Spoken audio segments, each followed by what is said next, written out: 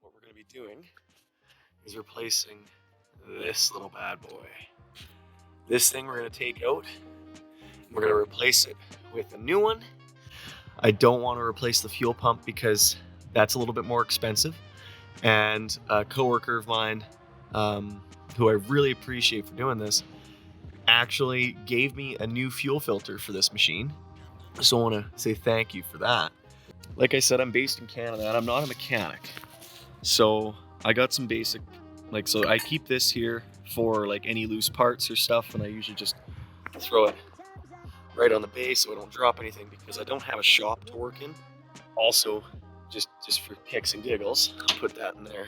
See, that's how nice it is. It's just, you don't lose anything. You don't drop it in the engine bay. And then, just in case, it's always good to have just a can of brake clean. And I don't think I'll need it, but some penetrant fluid. One of the resources I've been using to make sure I do this right was actually this Haynes manual I got from my auto value. I don't have a torque wrench. It says I should be torquing it to 6 or 25 inch-pounds. I don't have something that will do that precise, so I'll just do a German torque spec, which is good and tight. This whole system is under pressure, theoretically. What I'm going to be doing is, in replacing this, because it hasn't started since yesterday, this is just kind of off the cuff here, that you should relieve the fuel pressure before working on this, because you're going to spray fuel over yourself, because I believe this operates on 45 psi. So if I loosen this bolt, which is a 12 millimeter, it should leak a lot. If it doesn't leak a lot, then I'm losing fuel pressure, which means I have something going on elsewhere. Chapter 4. Yeah, and this book was like $35 or whatever, Canadian, so like $5 American. So they want me to locate the fuel pump electrical connection, disconnect it, start the engine, run it until it stalls. I don't want to do that. I would rather get sprayed with 45 psi of gasoline. Unleaded tastes a little tangy, Supreme is kind of sour, and diesel tastes pretty good. So, what I'm gonna do is, I have a ton of rags here. I'm going to lightly loosen off of that bolt. Again, if it gives me a lot of pressure, that means I don't have any huge fuel line leaks, which is exactly what I want. So ideally, I get sprayed with 45 psi of gasoline. If I don't, then I got other issues. So I have this rag all kind of stuffed in there, and the engine is cool. It hasn't run since yesterday. I'm trying to keep it clear from the battery. If I get very much pressure, I'm essentially just going to do a slow bleed over a couple of minutes. I'm going to tell you right now, that is not torque to 25. That is many ugga-duggas. So I'm just going to let some penetrating fluid do some work, and I'll come back to it in a minute. All right, so we got it broke. So as you can see, there's a little washer on there. We're going to take that off, match it up with one of the ones that I got, and hopefully it works. I didn't get very much leakage at all, but everything looks very clean, because it says I should clean everything. So we're going to need to keep this too, this whole bolt, because I don't have a new one.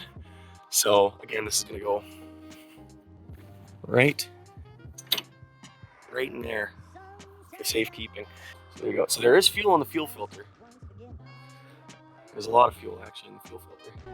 I'm retarded?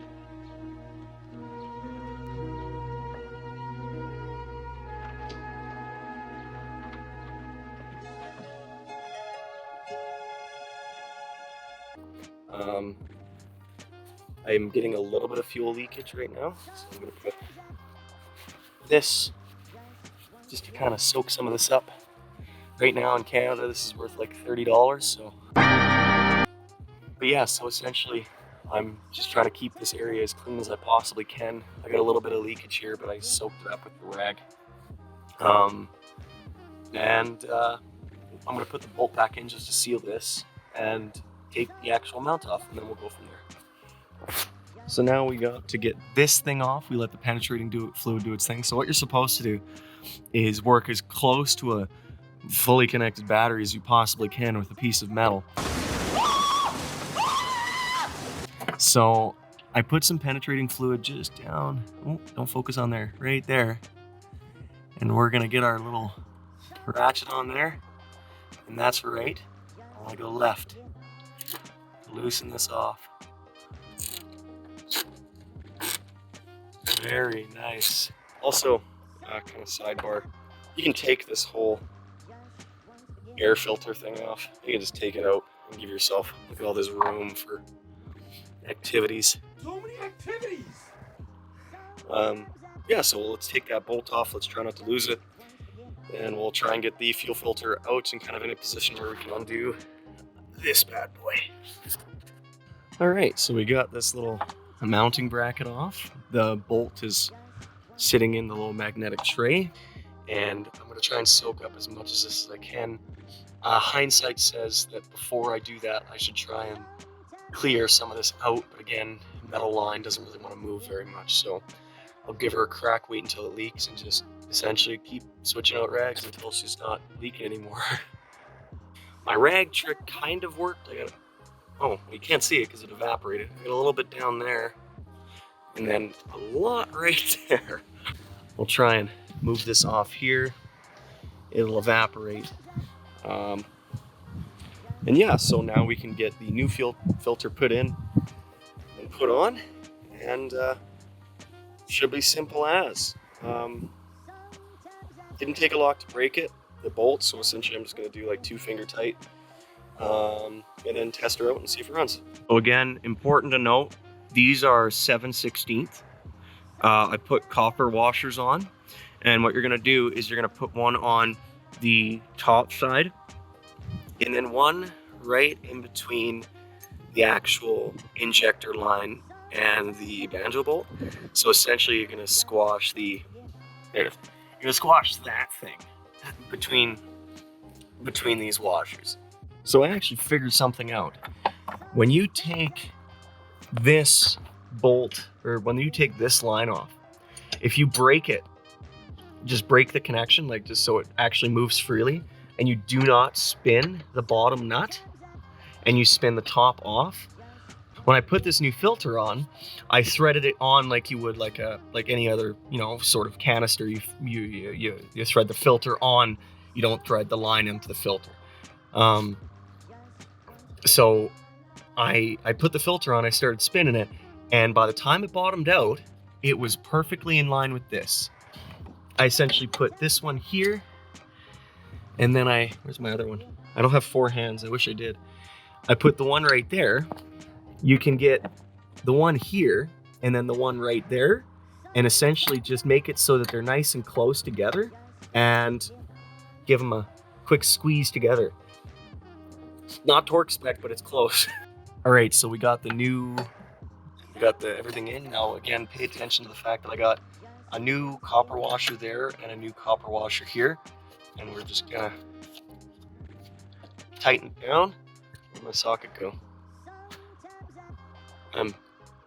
Is that one. But I'm essentially just gonna make it tight, like that right now. Put the mounting hole, like the actual holder back in, and then we'll give it another good tug just to squash these washers down. Yeah, so you can essentially use a 19, and then that's a 17, so we'll grab a 17. We can take the socket off, put it right next to the live battery. That's always good. You can just take your wrenches and squeeze them like that, just until it's kind of like, you know, you can feel the crush kind of thing. And then if you really feel that you want to get a little bit more, you just flip the wrench over and you give it another good squeeze. And again, we're just trying to squish those washers. We're not trying to... Bye, have a great time. We're not trying to lose 17s in an engine bay. Fuck. Oh no. We're leaking fuel. Please tell me it hit the ground. I see you. Alright, so we're done. I just gotta put the air filter back in. This was kind of a pain in the ass to put back in, but we got her sorted. We're gonna do a test start just to make sure I didn't actually kill it. Also, with the fact that it's right there, I think it was designed for idiots like me to be able to do it. But yeah, so we're gonna go in after I'm done cleaning up.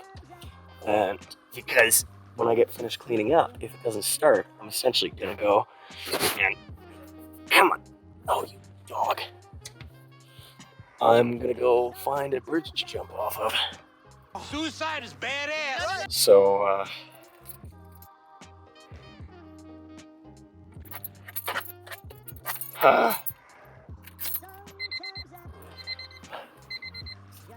we're gonna listen and wait for the fuel filter to be primed, and we're gonna look for fuel squirting out the top there. I hear something. I don't know what it is, but I hear something. We're gonna let that sit for about a minute. And we're gonna fire her up and see how she fires. Lord have mercy. I'm dying. Help me. Oh, it was a rough start, but she started. No fuel leaking from the bottom of that or the top.